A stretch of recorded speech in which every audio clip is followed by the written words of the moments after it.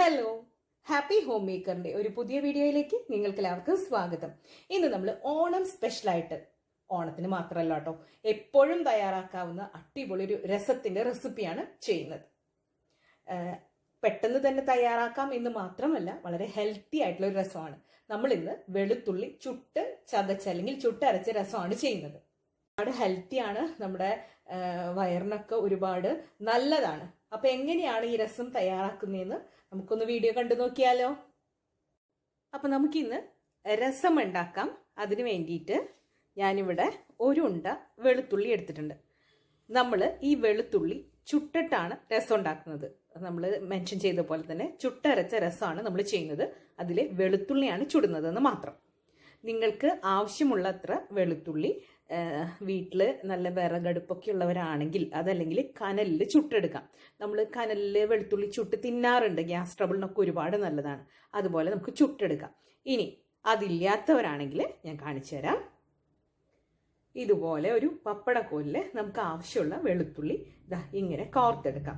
അതിനുശേഷം ഗ്യാസ് അടുപ്പിൽ വെച്ച് വെളുത്തുള്ളി ഒന്ന് ചുട്ടെടുക്കാം. തോലൊന്നും കളയരുത് കേട്ടോ. അതല്ലാതെ നമുക്കിതാ ഇതുപോലെ ഒന്ന് പൊള്ളിച്ചെടുക്കാം. ലോ ഫ്ലെയിമിൽ ഇട്ടിട്ട് വേണം കേട്ടോ നമ്മളിത് ചെയ്യാനായിട്ട്. അതായത് നമ്മുടെ ഉൾഭാഗമൊക്കെ ഒന്ന് വെന്ത് വരണമല്ലോ. അപ്പം അതിന് വേണ്ടിയിട്ട് നമുക്കിതാ ഇതുപോലെ ഒന്ന് പൊള്ളിച്ചെടുക്കാം, അതല്ലെങ്കിൽ ചുട്ടെടുക്കാം. അപ്പം നമ്മൾ സ്ലോ ഫ്ലെയിമിൽ ഇതൊന്ന് പൊള്ളിച്ചെടുത്തിട്ടുണ്ട്. ഇനി നമുക്ക് സ്റ്റൗ ഓഫ് ചെയ്തു. നമ്മുടെ ഉള്ളി നമ്മൾ പൊള്ളിച്ചെടുത്തിട്ടുണ്ട്.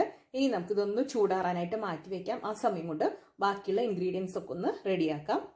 ഇതിലേക്ക് ഒരു നെല്ലിക്ക അളവ് പുളി, അതായത് ഒരു വലിയ നെല്ലിക്കയുടെ അളവ് സാമ്പാർ പുളി അല്ലെങ്കിൽ രസത്തിന് നമ്മൾ ഉപയോഗിക്കുന്ന പുളി ഉണ്ടല്ലോ, അതൊന്ന് കുതിരാനായിട്ട് മാറ്റി വെക്കാം. ഇനി നമ്മൾ ഇതിലേക്ക് എരിവിനായിട്ട് എടുക്കുന്നത് കുരുമുളകാണ്. ഞാനിവിടെ 1 ടീസ്പൂൺ കുരുമുളക് എടുത്തിട്ടുണ്ട്. 1/2 ടീസ്പൂൺ അളവിൽ ഉലുവ എടുത്തിട്ടുണ്ട്. മുഴുവൻ ഉലുവയാണ് ഞാൻ എടുത്തേക്കുന്നത്. നിങ്ങൾക്ക് വേണമെങ്കിൽ പൊടി യൂസ് ചെയ്യാം, പക്ഷെ ഇങ്ങനെ ചതച്ച് ചേർക്കുമ്പോൾ അതിനൊരു പ്രത്യേക ഫ്ലേവറാണ്. ഇനി ഇതിലേക്ക് 1/2 ടീസ്പൂൺ അല്ലെങ്കിൽ ഒരു 1/4 ടീസ്പൂണിന് മുകളിലായിട്ട് നല്ല ജീരകം ചേർത്ത് കൊടുക്കാം. ചിലർക്ക് ആ നല്ല ജീരകത്തിന്റെ അല്ലെങ്കിൽ ആ ക്യുമിൻ സീഡിന്റെ ആ ഒരു സ്മെല്ല് അല്ലെങ്കിൽ ആ ഒരു അരോമ അത്രയ്ക്ക് അങ്ങോട്ട് ഇഷ്ടപ്പെടണമെന്നില്ല. അപ്പൊ അതിനനുസരിച്ചിട്ട് നല്ല ജീരകം എടുക്കുക.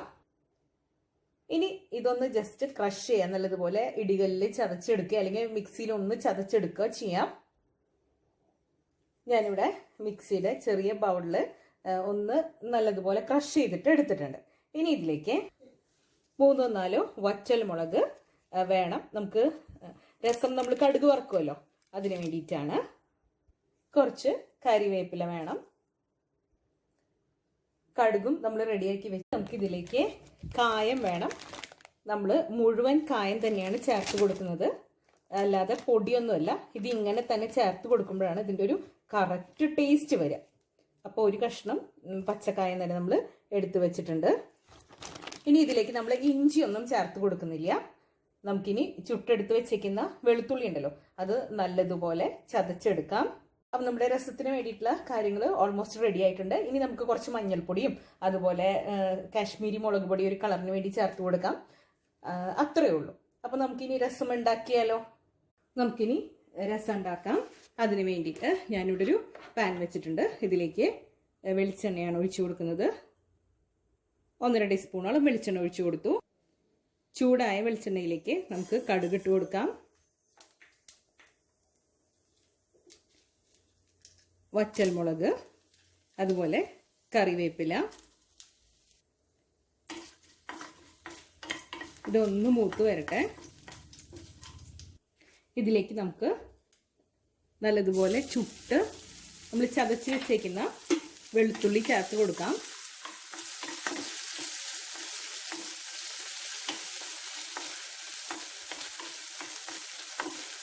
ഇനി ഇതിലേക്ക് നമ്മൾ എടുത്തു വെച്ചേക്കുന്ന പൊടികൾ നമ്മൾ ചതച്ച് വെച്ചില്ലേ, ജീരകം, കുരുമുളക്, അതുപോലെ ഉലുവയൊക്കെ, അത് ചേർത്ത് കൊടുക്കുകയാണ്. നല്ലതുപോലെ മിക്സ് ചെയ്യാം.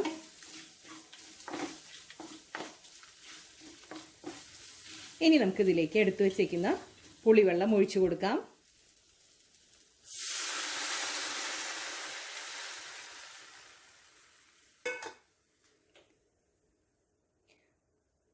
നമ്മുടെ രസത്തിലേക്ക് ആവശ്യമായിട്ടുള്ള വെള്ളം കൂടെ ഇപ്പം തന്നെ ചേർത്ത് കൊടുക്കണം. ഇനി നമുക്കിത് നല്ലതുപോലെ തിളപ്പിക്കണം. ഇതിലേക്ക് നമ്മൾ എടുത്തു വെച്ചിരുന്ന പച്ചക്കായ ഉണ്ടല്ലോ, അത് ഇട്ട് കൊടുത്തു. ഒരൽപ്പം മഞ്ഞൾപ്പൊടി, ഒരു 1/4 ടീസ്പൂണോളം, 1/2 ടീസ്പൂണോളം കാശ്മീരി മുളക് പൊടി ചേർത്ത് കൊടുക്കാം. ഈ ഒരു രസത്തിന്റെ എരിവ് വരുന്നത് കംപ്ലീറ്റ് കുരുമുളകിന്റെയാണ് കേട്ടോ. അതുകൊണ്ട് തന്നെ എരിവുള്ള മുളക് പൊടി ചേർത്ത് കൊടുക്കേണ്ട ആവശ്യമില്ല. അതുപോലെ നമ്മൾ പച്ചമുളകും ചേർത്തിട്ടില്ല. ഇനി നമ്മുടെ രസം നല്ലതുപോലെ തിളച്ചു വരണം. നമ്മൾ ബാക്കി കാര്യങ്ങളൊക്കെ കുക്ക് ചെയ്തെടുക്കാറില്ലേ, അതായത് നമ്മൾ വെളുത്തുള്ളി വേവിക്കുന്നുണ്ട്, അതുപോലെ വെളുത്തുള്ളി വേവിക്കുമ്പോൾ ആ കുത്തുമണം മാറുന്നുണ്ട്, അതുപോലെ ബീട്രൂട്ട് വേവിക്കുമ്പോൾ അതിൻ്റെ പച്ചച്ചുവ മാറുന്നു, അതുപോലെ പൊടികൾ മൂപ്പിക്കുമ്പോൾ അതിൻ്റെ പച്ചച്ചുവ മാറണം എന്ന് പറയുന്ന പോലെ തന്നെ നമ്മൾ പുളിക്കും ഒരു പച്ചച്ചുവയുണ്ട്.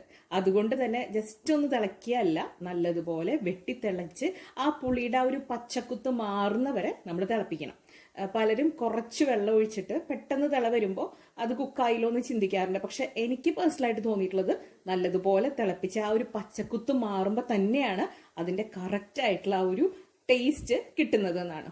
അപ്പോൾ നിങ്ങൾക്ക് ഏതാണോ താല്പര്യം അതനുസരിച്ച് ചെയ്തോളൂ. അപ്പം നമ്മുടെ രസം നല്ലതുപോലെ വെട്ടിത്തിളച്ചിട്ടുണ്ട്. ഇതിലേക്ക് നമുക്ക് ആവശ്യത്തിനുള്ള ഉപ്പ് ചേർത്ത് കൊടുക്കാം. ഞാൻ ആദ്യമേ ഉപ്പ് ചേർക്കാത്തതിൻ്റെ കാരണം നമ്മൾ ഈ രസം ഒന്ന് വറ്റി ഒന്ന് കുറുകി വരുമല്ലോ, അതായത് വല്ലാതെ കട്ടിച്ചാറല്ല പറയുന്നത്, എങ്കിലും കുറേ വെള്ളം നമ്മൾ ഒന്ന് വറ്റിച്ചെടുക്കുന്നുണ്ട്. ആ സമയത്ത് ഉപ്പ് ചേർക്കുകയാണെങ്കിൽ നമ്മുടെ രസത്തിന് ഒരുപാട് ഉപ്പ് കൂടിപ്പോവും. അതുകൊണ്ടാണ് ഒരു പരുവം എത്തിയതിന് ശേഷം മാത്രം ചേർത്ത് കൊടുക്കുന്നത്. ഇപ്പം നമ്മുടെ രസം ഇവിടെ ആവശ്യത്തിന് വറ്റി നല്ല സെറ്റായിട്ട് വന്നിട്ടുണ്ട്. ഇനി നമുക്ക് സ്റ്റൗ ഓഫ് ചെയ്യാം. ഈ ഒരു രസത്തിന് ആ ഒരു വെളുത്തുള്ളിയുടെയും അതുപോലെ പച്ചക്കായും നമ്മൾ ചേർത്ത പൊടികളുടെയൊക്കെ ഒരു ഫ്ലേവറാണ് മുന്നിട്ട് നിൽക്കേണ്ടത്. അതുകൊണ്ട് തന്നെ മല്ലിയില ചേർക്കേണ്ട ആവശ്യമില്ല. ഇനി നിങ്ങൾക്ക് മല്ലിയില ചേർത്താലേ രസം ഇഷ്ടപ്പെടൂ എന്നാണെങ്കിൽ അങ്ങനെ ചേർക്കാം.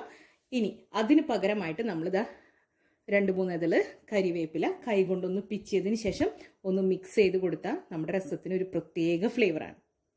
അങ്ങനെ നമ്മുടെ അടിപൊളിയായിട്ടുള്ള വെളുത്തുള്ളി ചുട്ടരച്ച രസം ഇവിടെ റെഡി ആയിട്ടുണ്ട്. എന്തായാലും നിങ്ങളൊന്ന് ട്രൈ ചെയ്ത് നോക്കണം കേട്ടോ. അപ്പോൾ ഇന്നത്തെ വളരെ ടേസ്റ്റി ആയിട്ടുള്ള, വളരെ ഈസി ആയിട്ടുള്ള, അതേസമയം വളരെ ഹെൽത്തി ആയിട്ടുള്ള ഈ ഓണത്തിന് നമുക്ക് തയ്യാറാക്കാൻ പറ്റുന്ന അടിപൊളി വെളുത്തുള്ളി ചുട്ടരച്ച രസം ഇവിടെ റെഡി ആയിട്ടുണ്ട്. ഇന്നത്തെ ഈ റെസിപ്പി നിങ്ങൾക്ക് എല്ലാവർക്കും ഇഷ്ടപ്പെട്ടു എന്ന് ഞാൻ കരുതുന്നു. ഇഷ്ടപ്പെട്ടെങ്കിൽ ലൈക്ക് ചെയ്യാനും ഷെയർ ചെയ്യാനും സബ്സ്ക്രൈബ് ചെയ്യാനും മറന്നു പോകരുത്. അടുത്തൊരു അടിപൊളി റെസിപ്പിയുമായി വീണ്ടും കാണാം. അതുവരേക്കും താങ്ക് യു.